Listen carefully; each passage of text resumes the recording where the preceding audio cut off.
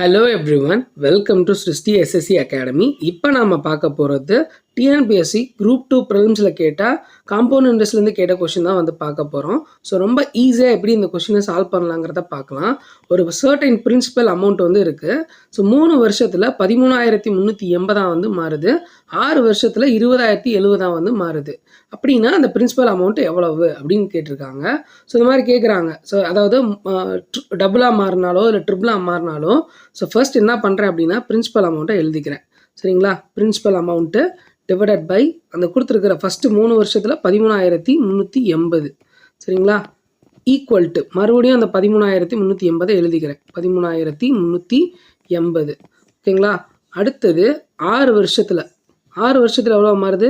20,070 மாறுது. இப்போ நான் என்ன பண்ணுறேன்னா மேலே கீழே அடிச்சுக்கிறேன், கேன்சல் பண்ணுறேன். 0க்கு 0, 3ஆல் அடிக்கிறேன்.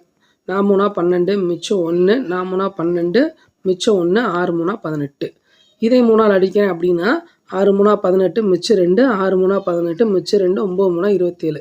இப்போ நேருக்கு நேரம் அடிச்சுக்கலாம். ஓர் 669, 2 669, 1338.